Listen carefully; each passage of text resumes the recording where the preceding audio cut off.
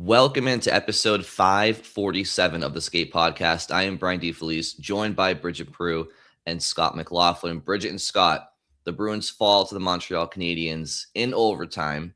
It was their second overtime loss in 24 hours. So we'll get to what that may mean over the course of a road trip and the standards that they set before they went on that road trip. And Bridget will get to that. But Scott, let's kick things off with you. Yeah, well, one of the big stories these last two games has been some different line combinations.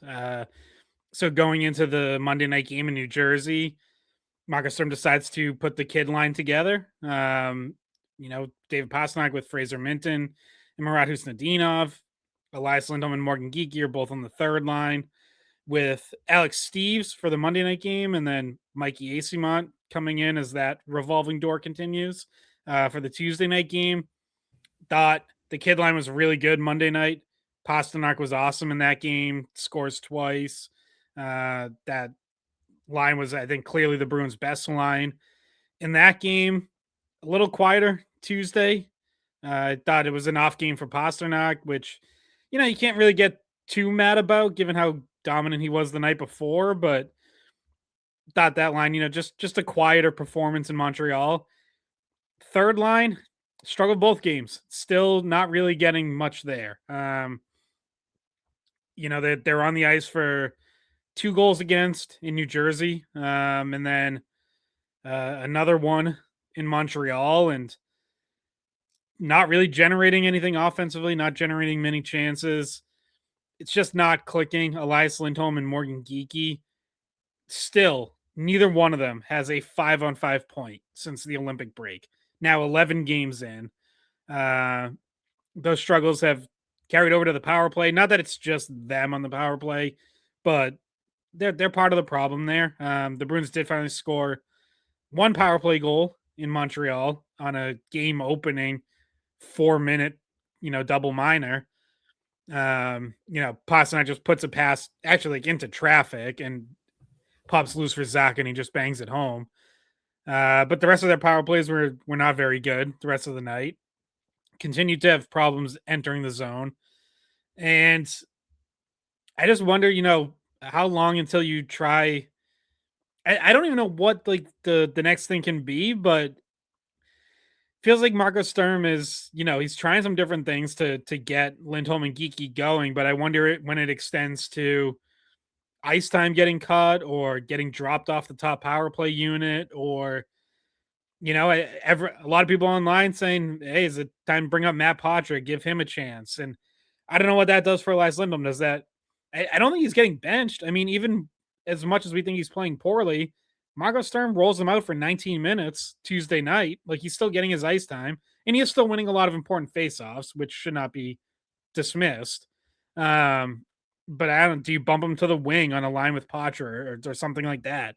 I don't know. That the real answer is I think they're just waiting for James Hagens and seeing if that gives them a boost. But in the immediate here and now, that's not much of a strategy. Like, that doesn't help you for Thursday night coming back home against Winnipeg. So I don't know. I don't know what Sturm tries next, but those two, Geekie and Lindholm in particular, they're really not bringing anything to the table right now at all. I was going to say Hagens Watch is on. Like, Hagens Watch is still on Friday and Saturday, but that doesn't help you Thursday. So what do you do then? At least with Morgan Geekie, you can still sit there and say he's among the top 5 or 6 goal scorers in the last calendar plus year, and you know what his strength is. Is he one-dimensional? Yeah, I think he's pretty one-dimensional. I think if he's not, putting pucks in the back of the net in a very particular fashion, which is usually a one-timer or just something like that, he's not really providing much of anything, and that's something that he has to work on going forward through his career, because the goals aren't always happening. What are you doing for your team when you're not producing, right? But Elias Lindholm, I can't, outside of the fact that he wins faceoffs and the fact that he's responsible positionally, which really isn't, I mean, I'm not, hockey IQ is great, but it's not like a lot of guys can be good positionally. If you want somebody who can win faceoffs and be good positionally, let's bring back Noel Acciari. Like at some point, you have to bring a little bit more to the table if you're in a position that Elias Lindholm is in. And so for me, he's just been, again, especially at 5-on-5, he's just been average to below average all year on this Bruins team. He ranks in the middle of the roster in 5-on-5 points all season long. At least Morgan Geekie, prior to this rough patch, call it since the Olympic break, he was second in the team in 5-on-5 scoring for a long time behind David Pastrnak. They were leading the team in scoring and 5-on-5 scoring. So Geekie is more in a specific slump to the last month or so. But Elias Lindholm it's been a year-long thing with him. Okay, so we talk about what do we do with him right now, right? Do you bench him? I'd put him up to the 9th floor for a little bit, and why not bring in somebody with some? Now I know the counter argument is points are at a premium, and they don't want to tinker with bringing up a Matt Patra or whatever, even while you wait for Hagens to come here, which may be a couple more weeks for all we know. We don't know yet. But I'm sorry, I just don't think Elias Lindholm is helping anybody right now in this playoff chase. I think he's a negative effect player right now. So I think there's a second question too. What do you do with Elias Lindholm long term? Because again, he's locked up for quite some time here, and he's got a no move. So unless he decides to go somewhere, you're stuck with him essentially, and it's not a good player to be stuck with right now based on how he's playing. That's not my opening shift. I know I just went off on a tangent. That's all right. That's all right. The only thing I will say too is I think when Hagens comes in, that's not at the expense of Elias Lindholm. I think they probably put him on the same line, and maybe that gets him going. That's probably more likely because like I said before, Hagens, Elias Lindholm, Geekie makes sense to me because that's a similar line that he was successful on. Hagens, meaning Hagens, this college hockey season. So he's probably, if he does get sat, it's not going to be for a long time. And I still don't think they're going to do it. So we can get more into that though. But Brian, go ahead with your opening shift. Yeah. Well, let's go from one center who's struggling to another center who's thriving right now, and that's Pavel Zacha. Him and his line, if it wasn't for those three, Zacha, Mittelstadt, and Arvidsson, and then obviously great play from Charlie McAvoy throughout the course of the season, pretty strong goaltending. Pasternak's done his thing. In the points production department, his goal scoring has been down, but this second line has been a godsend for this Bruins team, and it really is funny that the best thing going for this roster for the last however many months you want to call it is the line that I certainly and others were like, really? Arvidsson, Mittelstadt, and Zacha, that's a line you're going to roll for your second line? And you have to tip your cap to them. They've been outstanding for really much of the season that they've been together. And you can tell that their chemistry is there now, right? Like you can tell that they feed off. Earlier in the season, it looked like, yeah, they were playing well together and it was kind of a smorgasbord of players. But now you see the actual chemistry that's like really jumping off the screen. And you have for some time. And Pavel Zacha is right in the middle of it. He has 22 goals in the year now, career high. Scott, I think I saw you say online it's 7 goals in 7 games now for him. Yep. So he was this close to getting his third hat trick of the season on a breakaway in overtime, which again, if he scored there, he would have had 23 goals with 3 hat tricks. So that would have been 9 of his 23 coming in 3 games. So there's a story there too about some hot and cold tendencies with Pavel's scoring touch, but nonetheless, he's been great. Second line's been great. And thank God they have been, because if not for them, they'd probably be on the outside looking in the playoff structure right now. Instead, they're still hanging on by the narrowest of margins. Maybe he would have finally got the first star on a night that he had a hat trick this time. Still waiting for that. Not that it's important, but it's just kind of funny. But yeah, no, he's been great. It's so funny to me too with that line, how under the radar Casey Mittelstadt has been the entire time since he's come here, really. This season for sure, but I just feel like no one ever really talks about him. And obviously Arvidsson has been a huge story, and Zacha's been playing really well. And then there's Casey Mittelstadt, who helps, he helps it all along, but he's just like not talked about. I don't know if I've ever seen a Casey Mittelstadt jersey in stands or anything like that.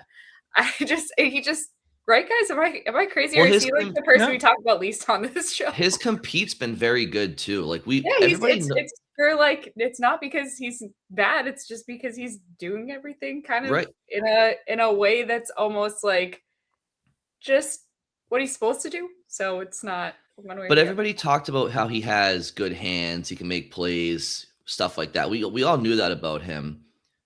But for me, like his compete factor has been outstanding. You know, and yeah, Bridget, you're exactly right. We haven't talked about it. Nobody really is, and there probably aren't a lot of Mittelstadt jerseys out there. But yes, he's been very good. Craig Button somewhere crying in a cereal, watching Casey Mittelstadt compete. No, but like, it's a good point because that was a question about him, and obviously I'm poking fun at Craig Button, but he's not the only one who criticized Mittelstadt for lack of compete at times, and we just haven't really seen that at all this year. Like you said, like he's winning battles on the boards, he gets pucks out, and then you still see like the skating that made him a high pick. You see it on that second goal Tuesday night where, he picks up the puck from Zadorov at the defensive blue line, sees space and just takes it through the neutral zone, leads the rush himself, and then it's tic-tac-toe to him to Arvidsson to Zacha for the finish. Like he can do that too. And yeah, it's it's a combination of obviously people know Zacha more. He's been here longer. He's the center. He's got the hat tricks. Arvidsson, we know because Sturm, one, people have talked about him just because of his contract situation, but two, Marcus Sturm has identified him as the motor of that line. So he's gotten his praise. And yeah, you're right. Like Mittelstadt kind of just flies under the radar as the third guy, but at times, depending on the shift of the situation, like he's far from just like a passenger or a third piece. Like he can be the driver at times. Yeah, exactly. And I think we would talk about him so much more if he was having a bad season, whereas he's not. He's just, not normally the very first thing on the list of people we talk about. We just gave him a few minutes, so that's good. I don't know. I feel like maybe congratulations, Casey. You did it. You got 2.5 minutes of skate pod coverage. How many games into the season are we? All right. I'll go to my opening shift, guys, because my opening shift, I want to it's almost a little bit facetious, but pre-road trip, Marco Sturm said, when I asked him, I was like, what would a successful road trip be? He said 500. Let me ask you, there's 3 games, right? So you could look at this 2 different ways. 3 of 6 points would be 500, right? Or winning more than the one, 2 out of 3 games would be more than 500, right? They both didn't happen. They get 4 out of 6 points on this road trip, but they lose 2 out of 3 games. So is that a successful road trip? I think it is, yes, right? 4 points out of 6, not bad. But when you go through what actually happened on this road trip, they win in a shootout, and then they lose 2 games in overtime. So it's 2 losses, and it feels like 2 losses, but you come away with 4 out of 6 points. Yeah, it's a confusing road trip in terms of like how should the Bruins be feeling. And I think if anyone heard Marcus Sturm on Nesson after the game, you even kind of like heard this in his voice. He was talking about, said he was like really proud of his guys for the effort Tuesday night. Bruins are on a back-to-back. Montreal's sitting at home resting. And for 3 periods, that's a completely even game, or just about, right? Like it's 2-2, shots are 27-27. I think each team had momentum at times, but essentially you get to the end of 60 minutes and you're like, that was a really even game for the most part. And then you lose in overtime, which is a crapshoot. And it's like, yeah, so that you're not going to feel too bad about that. And you're not going to feel bad about getting 4 out of 6 points, but losing 2 in a row on back-to-back nights doesn't feel good. And I would just to me, the New Jersey game is the one that just really doesn't sit well. And specifically that second period where you're up 2-0 after 1. And then just don't show up for the second period, give up a goal in the first minute. It's tied a few minutes later. You give up 17 shots to a non-playoff team. You're turning pucks over all over the place, spending most of that period in your own end. And it's like, yeah. And again, like then you fall behind, you come back, you get to overtime. McAvoy hits a post again. Overtime's just a crapshoot. Like it just is. So, but like that second period, I think I could live with everything else on this road trip and be like, yeah, okay, that's fine. Like you didn't blow anyone's doors off, but like rest of the road trip, I'm good with. That second period is just like the real fly in the ointment where it's like, that just leaves such a bad taste in my mouth. And that's really where you dropped a point you should have had and could have made it a 5 out of 6 road trip that you would feel really good about. Yeah. And if you were to find another problem on the road trip was leads slipping away, right? Like that's kind of a common theme because they also led in Montreal twice. But either way, if you had won that Montreal game, which it was within your reach, it would have passed Montreal. Instead, you just gave another divisional opponent 2 points where they could have had 0 points. So yeah, that it's just the combination of who also is adding, right? When you go to overtime, great. Felt like they were happy every single one of these games to just make it to overtime. Because if you make it to overtime, all 3 of the games, and you automatically go 500, right? Because you automatically get 1 point each game, no matter what the result is at the other side of it. But it just felt like that the Montreal game, if they could have gotten a regulation win there, would have meant something more in the standings and put them in a different spot because they would have passed Montreal. They would have, you just don't want to give divisional opponents, especially the ones around you, the extra. Even if they had lost in overtime, they would have still been around in getting another point. So there's obviously points for the Bruins left on the table that they could have gotten, but also points given to teams that are around you in the standings. So that's the tough part too. Yeah, and I think as it pertains to the 500 parameter that the Bruins and Marco Sturm set, being above 500 on the trip, I do think ultimately it comes down to points available and how did you do in that category, right? Because you get 4 out of 6 points. We know how those points came and we know how the points were left on the table, but you can also reverse engineer and say, okay, maybe they win 2 of those games and then lose 1 in regulation, right? And you still end up with 4 out of 6. So ultimately it comes down to, especially when every point matters, it comes down to, do we get more than 3 points out of 6?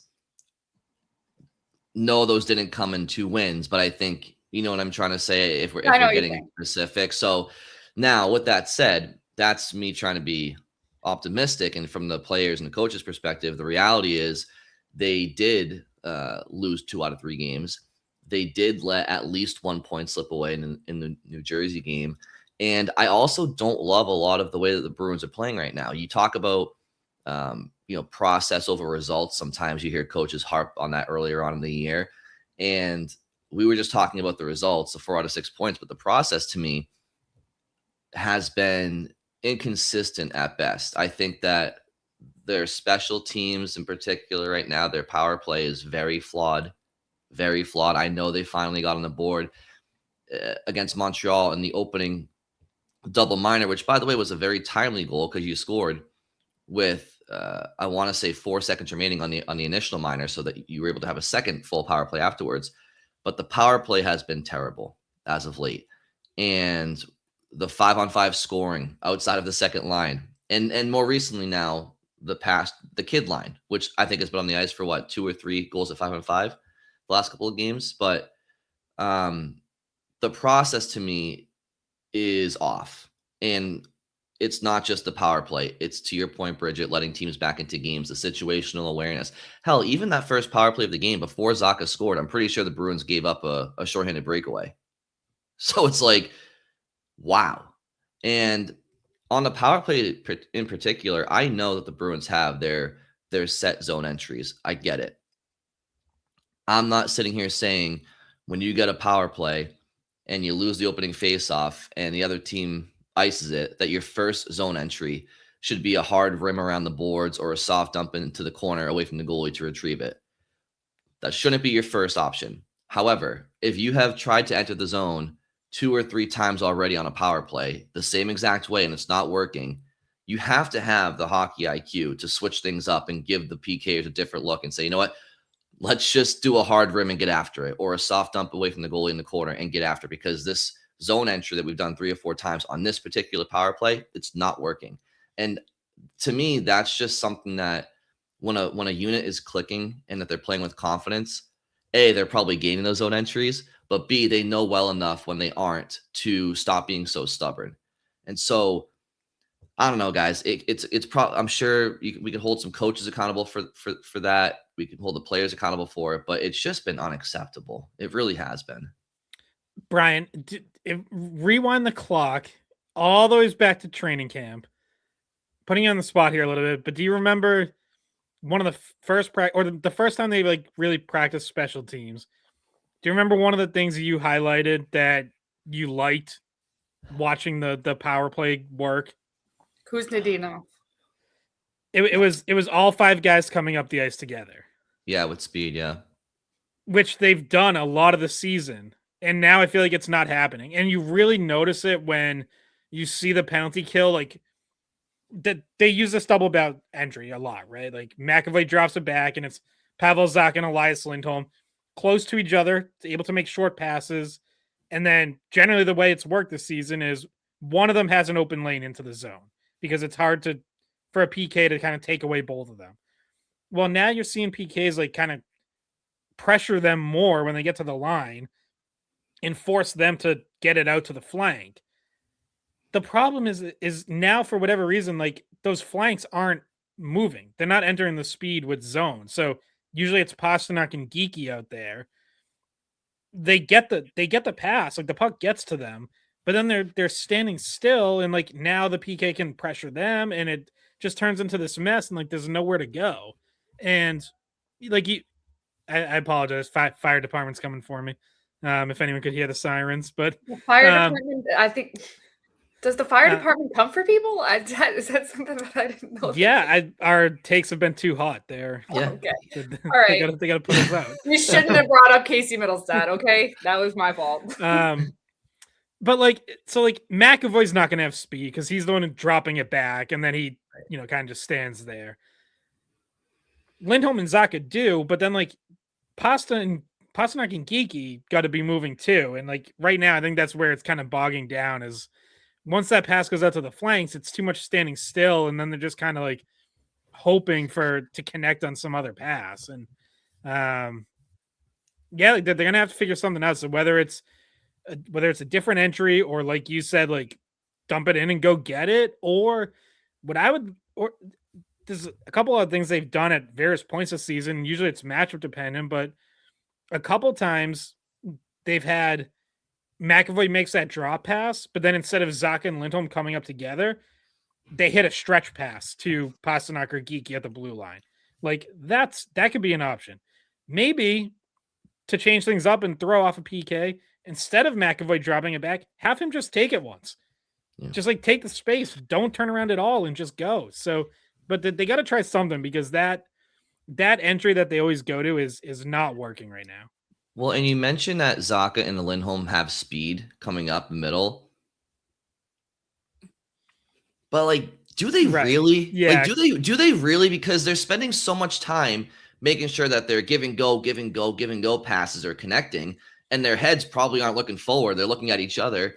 And also, you're just going in a straight line. You don't really, Elias Lindholm is not scaring anybody coming over the offensive blue line when he's been playing tic-tac-toe with Zacha since the Bruins' own blue line, like they're doing like some flying V type action. And I don't generally, I think going up the middle, entering the offensive zone in the middle of the ice, the way that the Bruins are doing it, I don't think it's that high percentage of a play. I think it's a pretty weak way to come into the zone. If you have Connor McDavid or Nathan McKinnon or Macklin Celebrini or somebody with some game-changing speed that's coming up the middle that backs people off, that's one thing.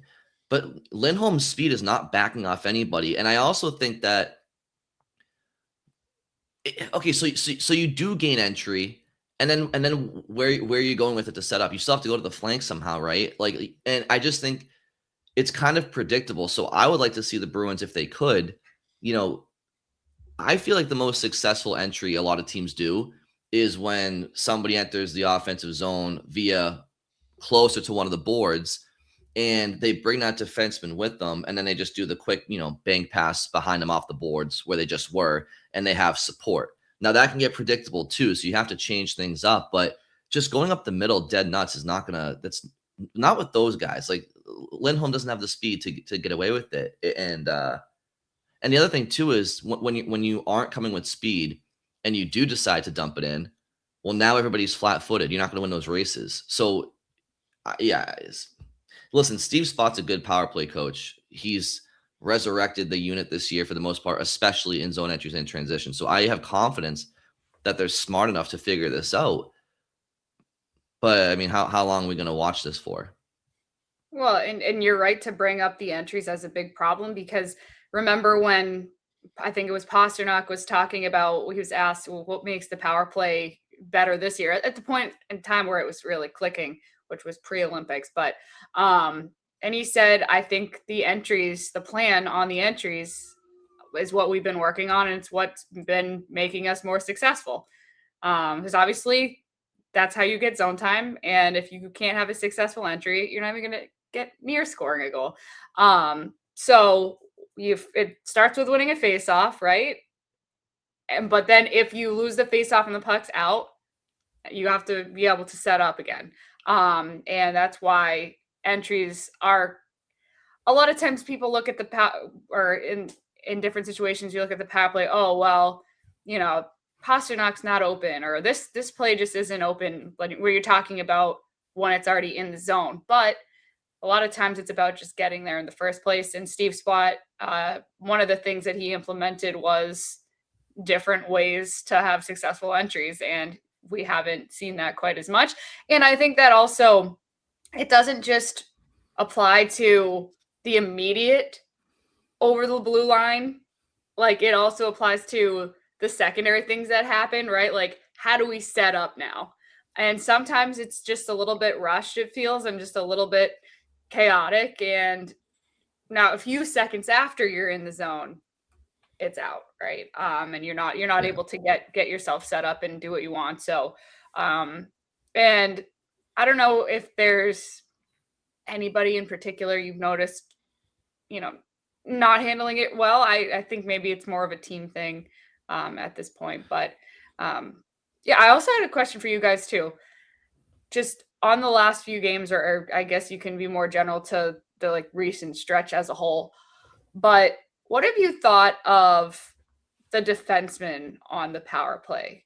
Right? Like, obviously we know McAvoy gets a lot of the time, but Lohrei and Lindholm have been getting time too. What have you thought of them on the power play, the good and the bad?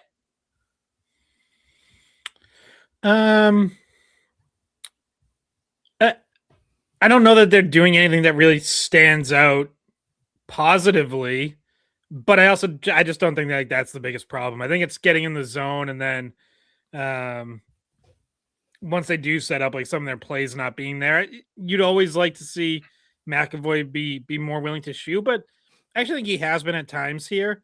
It feels like he's been shooting more during the stretch. So, yeah, it's like I see people still criticize him for his power play work, and I just don't feel like that's really been that much of an issue this season. And I don't think it's the biggest problem with the power play now by any stretch. Like, I think it's everything else. So I wouldn't like make any changes there or anything like that. Like, I just think that their problems are elsewhere right now. I agree with what Scott said there. I don't think it's been, like, McAvoy's role is so limited, right? In zone entries, right? He brings up the puck, he drops it back, and to the point we were talking about before, they haven't really had much zone time. So there hasn't been a ton of opportunity for him to really even do much.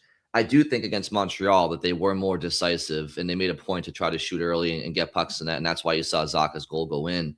But you look back at the New Jersey game and they had a 30-second 5-on-3 where the Bruins win the faceoff.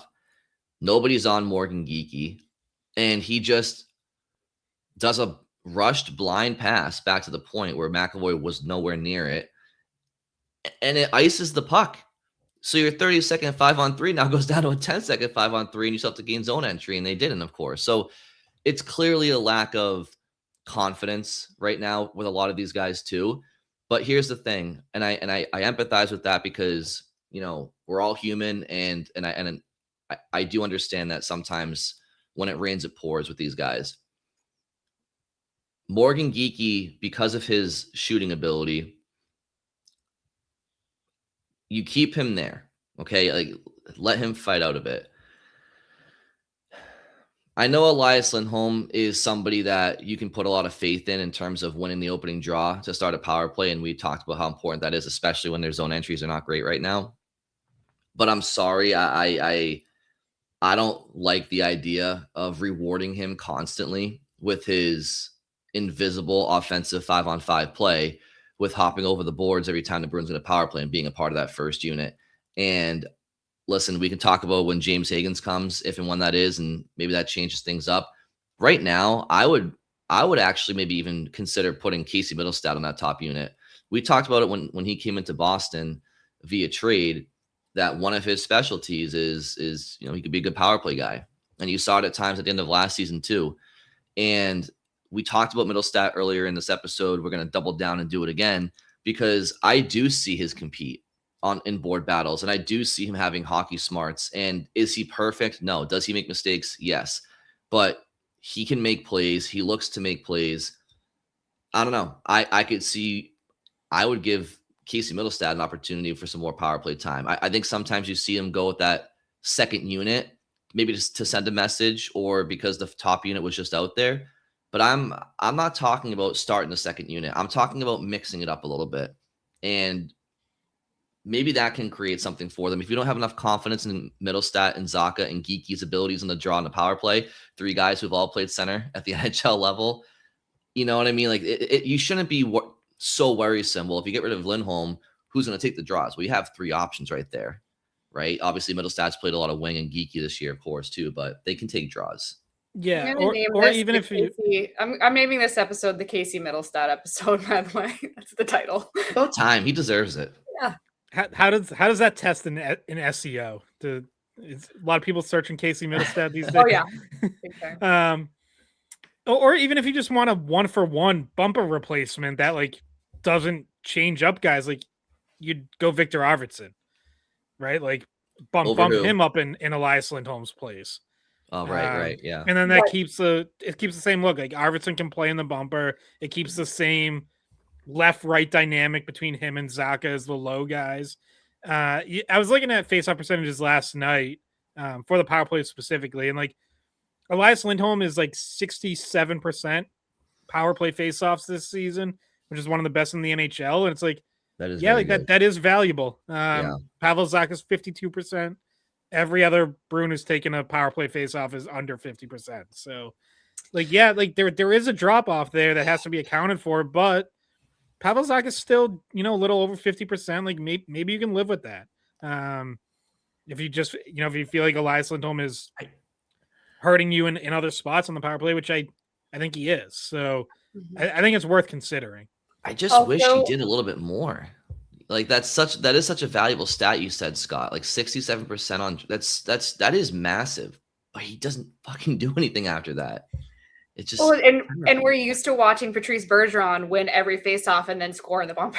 Like win every faceoff and then score many, many power play goals to follow up with that. So it's definitely something that we've been used to having both in the past. But Bridget, you said something, and it may have been right before we started recording, but you bring up Bergeron, and yes, we're used to seeing the offensive execution that he had, but he also just had that competitive nature in him where he was just getting his nose into every play. And am I or I know my eyes are getting a little bit worse as I get a little bit older here, but tell me if I'm watching a completely different game out here.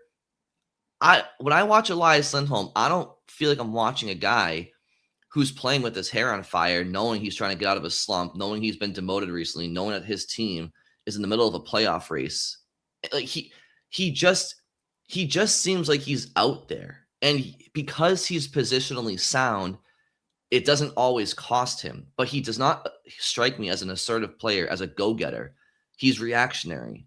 And Patrice Bergeron, for as smart as he was, he could do it all. He could react, but he could make things happen and make other players react to him. And to me, Elias Lindholm, this is going to sound harsh. And again, I'm not trying to come down on him on a human level, but from a player's perspective, he just seems like he's out for a stroll.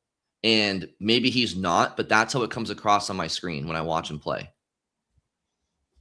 No, you're not being unfair at all. Like I guess like my devil's or like very faint praise is like, I don't think he's bad every single shift. Like I still see shifts where he does something, but it's just not happening enough. Like it almost, like it's almost not even worth talking about, which is why like we haven't brought it up. But like, I guess I should just make clear my own opinion is like, I don't think he's out there doing absolutely nothing every shift, right? Like even last night, that line had a couple shifts where he won some pucks back in the offensive zone, and that line had a little bit of offensive zone time. It's not enough, and it's just not consistently enough. Like you say, like hair on fire. It's like that definitely does not describe Elias Lindholm. Like I don't think that describes his game even when he's on and going well. So yeah, like, you don't see it. You don't see him doing some of the things that you see other guys do to try to get out of a slump, whether it's physicality, whether it's just moving his feet, like even just like final minute of regulation last night, the Bruins make a line change with a little under 30 seconds to go. And it's Lindholm and Geekie who jump on the ice. Canadians are kind of in like a rush change. Elias Lindholm gets the puck and is just standing still and tries to like hand it off to Geekie and puts it in his skates, and like, and it's just like a whole mess, and the game's over by that point. But like, I'm like, you actually had a chance to maybe have something going there, but he seconds into a shift is standing still. And it's like, why? Like, what are you going to make happen here by not moving your feet? Nothing. You're going to make absolutely nothing happen. Yeah, and I think what I was saying to you, what you were kind of referencing, Brian, before the podcast was that watching so much college hockey, there's definitely times where you notice the center they're still effective and they're still helping play move forward, but they're not really the guy on the line that scores, right? Like that's acceptable. Yeah. Mm-hmm. But in that case, you have to be the guy who's sparking things or winning battles, laying hits that energize, or setting people up so that they put it in, right? You're not the finisher on the line. That's all right, as long as you're part of the reason why things are going in the right direction. Well, we've been talking about how the assists aren't there either, right? 5-on-5 points includes that. So he's not scoring, he's not assisting. And I'm looking through his plus minus since, let's say, starting in February 26th is the first game back from the Olympic break, right? So February 26th on, at least minus, he's been 0 or minus every single game since then, right? So I'm going to do some quick math on how far he is into the minus by adding it up. But let's see, 5, 6, 7, 8, he's minus 9. Yeah, minus 9 since the break. Yeah, and no, like Scott, you're right to mention, even when he's on his game, he's never been a hair on fire player, and I know that, and that's worth mentioning, and I know that he does some things here and there where he's making a good play happen, but again, when you're playing 20 minutes a night nearly, and you're not at least making a couple of plays, and then why are you in the league, right? Like everybody does something here and there. Like that's the, if you want to stay in the NHL, like you have to do that, right? But based on what he's supposed to do for this team, I don't see it, and I don't see it getting any better. How is this going to get any better when he gets older? As he gets older, is he going to get any faster? I don't think so. So listen, I know at the time that they signed him, the Bruins had no. We know why the Bruins went out and signed him at the time. Got it. Whatever. It is what it is. But right now, looking at the situation, I can't help but see a player who's just going to get worse and worse for this roster as they get younger and more skilled. I feel like at some point they're going to have to either convert him to wing. I'm not saying right now, but again, as they start to supplement this roster with some younger forwards and younger talent coming up here, are you going to have a 34-year-old Elias Lindholm with a piano on his back playing in front of, some of these other? I just don't see it. Like, I feel like they have to move him to wing at some point. I know that's not a conversation for right now, but even right now, it's like you have to do more. And we know this game is played by humans, okay? But you're in the middle of a playoff race with 15 or 14 games remaining. At some point, the phrase, you got to shit or get off the pot. Like, you're either helping this team win hockey games or you're not. And so if he's not, then, because again, they've lost 8 out of their last 13. Now, handful or extra time. Okay, so that record's not simply 5-8, but you have, since the Bruins went scorched earth in January, okay, you've won 5 of your last 13. And, him and Geekie have been right in the middle of it. And when I think of those two players, and again, Geekie is very obvious when he's on what he's doing. He's providing goals, right? When Elias Lindholm is on, here and there, but what are you doing when you're not providing goals for your team?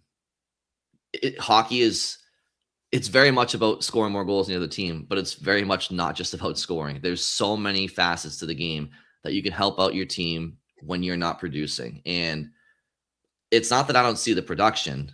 It's that I don't see the production. And outside of faceoffs, I don't see much of anything else either. That's the problem. That's my favorite answer when players give me that ringside. What do you need to do in the third? Score more goals than the other. Shit or get off the pot.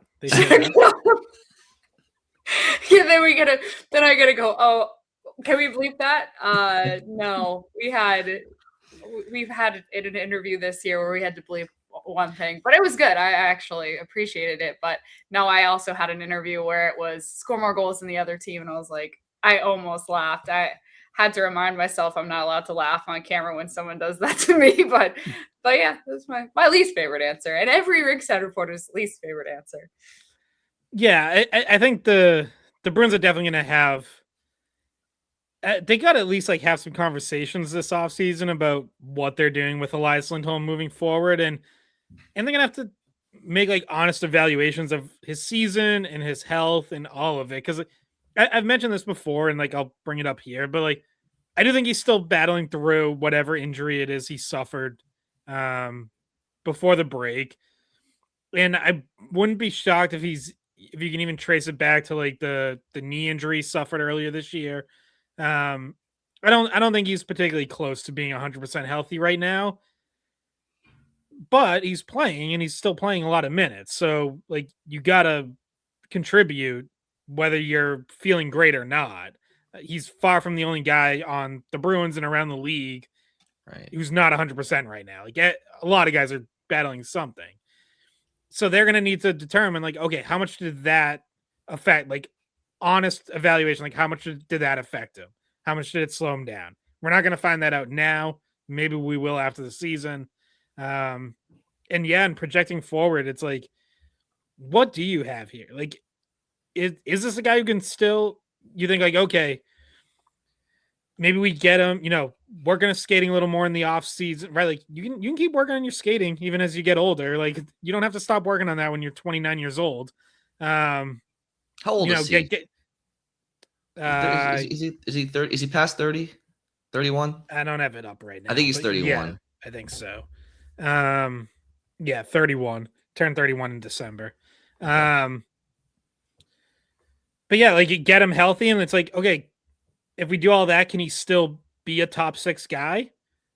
Or is he just a third line center at this point, and we got to fill in our top 2 centers with elsewhere, whether that's Zacha, Minton, Hagens, like you have options. None of them at this moment are really like a true 1C, but neither is Elias Lindholm right now. So, is he a third line center?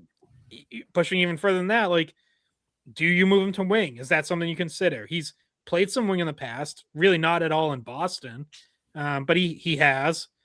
Or like, do you try to move that like? It seems almost impossible to move that contract without attaching something to it. He's got a no trade clause. There's 5 years left on it. Like that, no one's just taking that on. So like, are you willing to, if it costs one of your first round picks to dump that contract? Like, is that something you consider? I don't know that they're there yet, but these are all going to be uncomfortable conversations I think they have to have in the offseason. That would be an all-time fail. That'd be admitting that this is an all-time fail to have to attach that. Like, a very precious, valuable asset that we've talked so much about finally having them back, finally having some draft picks back, and then you're like not even getting anything for them. You're giving away your perspective, like the guy you thought was going to be your number one center and a future. That would be the biggest disaster. I definitely wouldn't rush to trade him right now if it's a relatively soon draft pick, of course. But doesn't that speak volumes though about most teams' number one centers in the NHL? Teams have to give up a king's ransom for the Bruins' number one center to trade. It's about we gotta give you a pick to take him. I mean that's really obviously he's their top center by default. I mean I think Elias Lindholm. I mean Pavel Zacha has been playing like their top center this year. Yeah. I mean, let's call it for what it is. But and if Pastrnak, if they keep the kids line together, Minton becomes like your number 1C because he's with Pastrnak, and that that line usually we list whatever line Pasternak's on as the top line. So I mean, to me, that's more of a top line than. There's a reason why we're calling the line with Lindholm and Geekie the third line. But yeah, it's they got to hope that they can get an infusion from Hagens and that he can make something happen there. It's still, we don't know when it's going to be, right? Because BC could win the Hockey East Championship on Saturday and then go to the tournament and it still be a ways away. So I was going to facetiously say Dean for 3C, but he needs to develop more in college, so he's not actually coming soon. I think would be the best for him to stay and stay with BC. Yeah, but I thought it would be funny. He's been doing really well, and he's been a center the whole season. Whereas we talked about how Hagens has been wing a lot. They've actually been playing together recently. There's been times where they put them on the same line because they're trying to. Those are the two top scorers in Hockey East. Sometimes they just recently have been trying to load up that line, put them both together. But just maybe maybe this. I think I saw your This Week in Hockey East co-host Eric Galanti tweeted before that playoff game against Maine that it was and obviously he's been at all or like most BC games. Yeah. Tweeted that was the first time all season they were listed on the same line. Like obviously like within games maybe things change up and they get a couple shifts together. Yeah. But that was for the first time they actually started the game together as line mates. And I'm not sure if they're going to do it again on Friday, but I mean, I would, because that makes it really easy for me to just hone in on their shifts. He just takes a nap for everyone else. Yeah. They do have 6 guys for the Bruins on that team, not just those 2, but I'll watch Christian Kostadinsky next year. Okay. All right.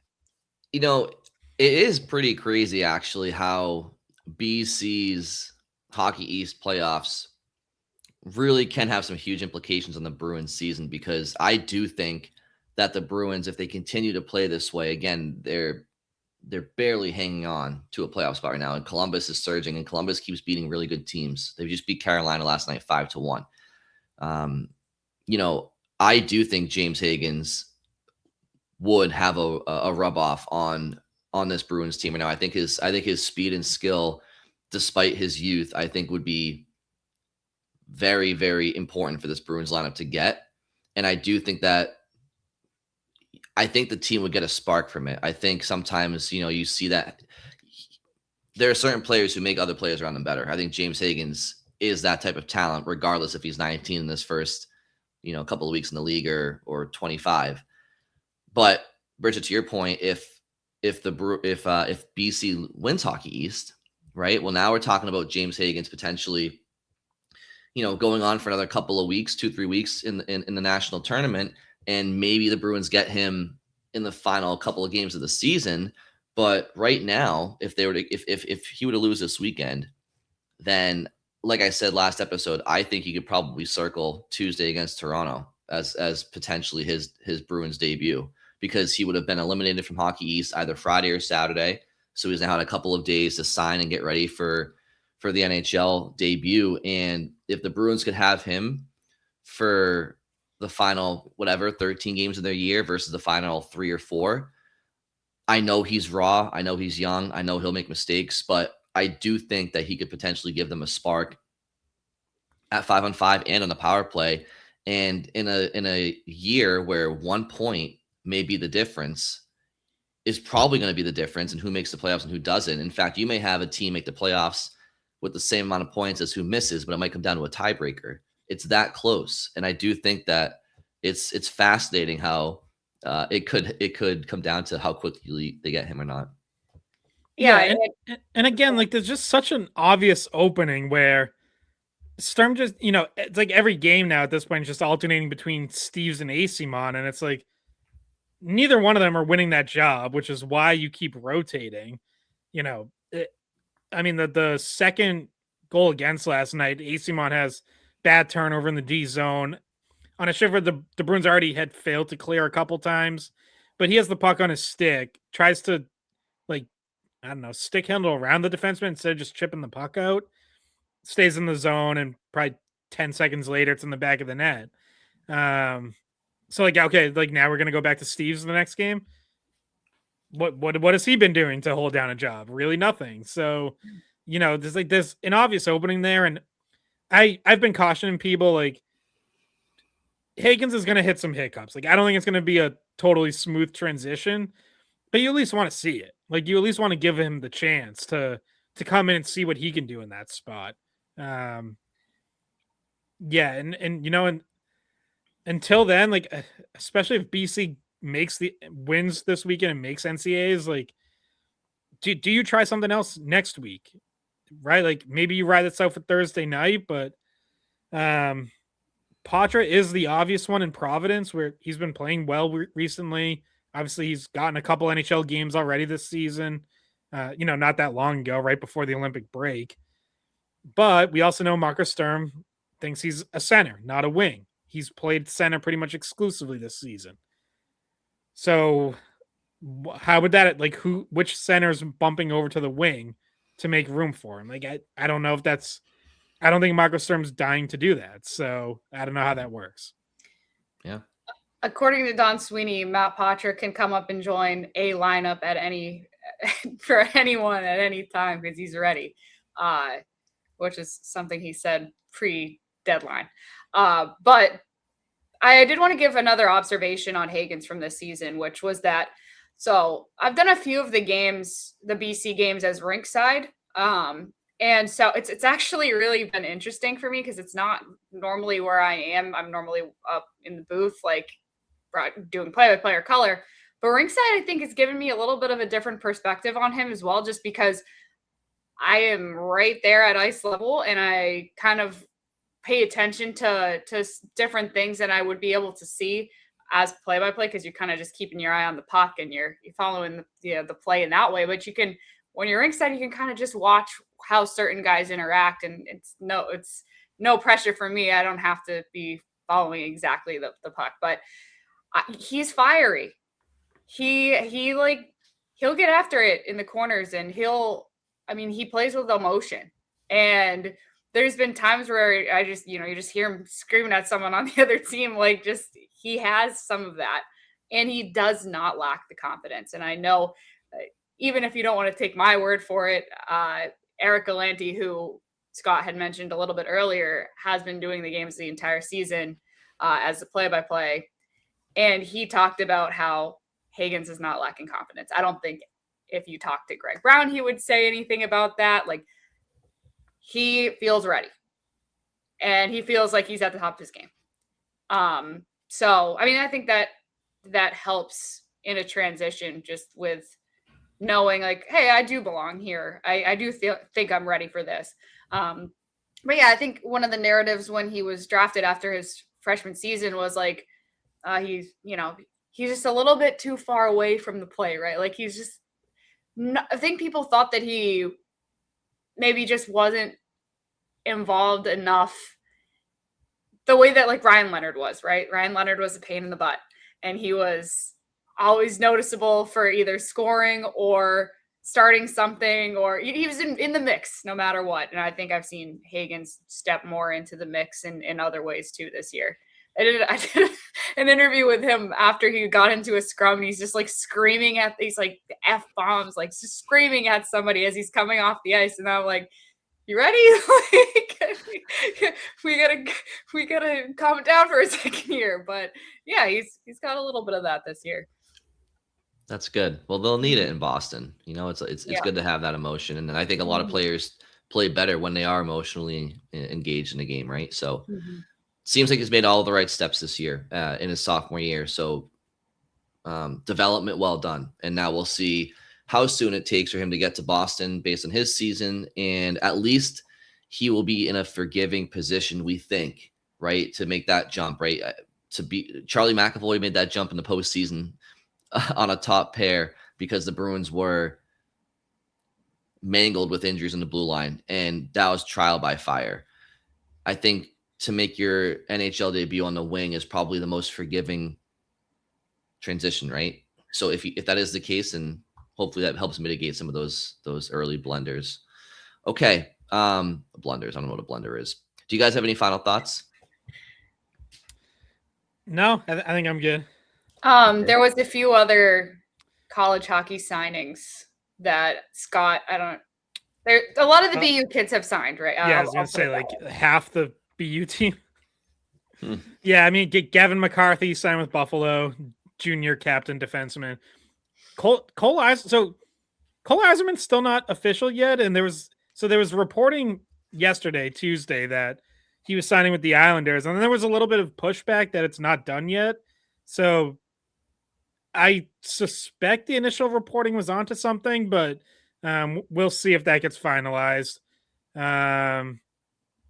Who else?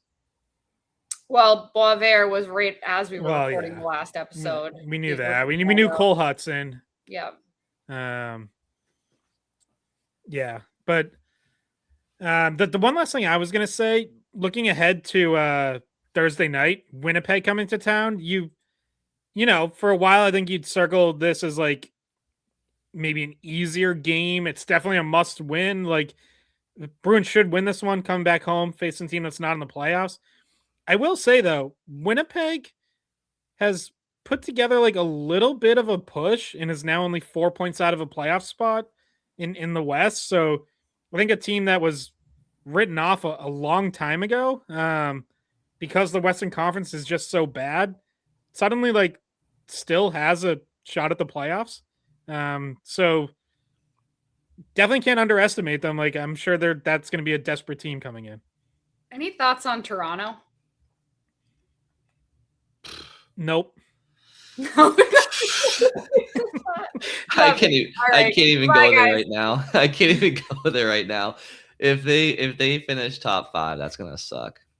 But they're not right now. Look at Scott froze. He froze like at the end of a movie where they're like, like they're like jumping in the air. He was smiling, but he's back now. Yeah, as of right now, they're what? By points percentage. I gotta throw it up now. Let's see. Points percentage, they would be drafting Vancouver's first. 1, 2, 3, 4, 5, 6, 7th. 7th would be great. 7th would be probably ideal for the Bruins. They drafted Hagens at 7 this past year. And then you're as a Bruins fan voting for them to not get a lucky ping pong into the top 5. If anything, you're hoping someone else gets a lucky ping pong past them and you draft a little bit lower, just feel a little bit more comfortable that that's your pick. But yeah, they've been inching closer to top 5, and something that I check every day pretty much at this point. But yeah, and like the Winnipeg's the team right behind them, so it's like all of a sudden some of these teams in the bottom 5 are winning games for some reason. Like St. Louis is 7-2-1 their last 10. Rangers are 6-2-2. It's like, guys, no, keep losing. What are you doing? Don't you want to higher pick New York? Come on. What is going on with you? Yeah, 6-2-2. That's too good. That's too good if you want the number 1 pick. The Bruins had a little bit of a good run last year when they first sold all those pieces at the deadline. I think sometimes, like obviously, the remainder of the year they end up, I think they lost like nearly 13 in a row or 13 of something. But when they first sold at the deadline, they played Tampa right afterwards with like a depleted lineup, and they found a way to win. They had that spirited game against Florida. Sometimes teams get that, us against the world / management mentality when they sell, and hopefully it's short-lived and they all come back down to earth pretty soon. But who knows? The parity in this league is just ridiculous nowadays. There's not much separating teams. So pretty sure Rangers fans would rather them just bottom out at this point after what they've had to watch this season. So making a late push doesn't do anything for you if you're the Rangers. You're not making the playoffs. So you're just making it harder for you to get Gavin McKenna at this point, but or another higher end pick. But yeah. Alrighty. That'll do it for this episode. Thank you all very much for listening, and we will talk to you on Friday. Hey guys, thanks for watching the Skate Podcast. If you want to see more of our videos, visit our playlist. Not in front of a screen? You can listen to us on Spotify, Apple Podcasts, or wherever you get your podcasts. Don't forget to follow us on social media. And if you enjoyed this video, please don't forget to give us a thumbs up, subscribe to our channel, and leave a comment.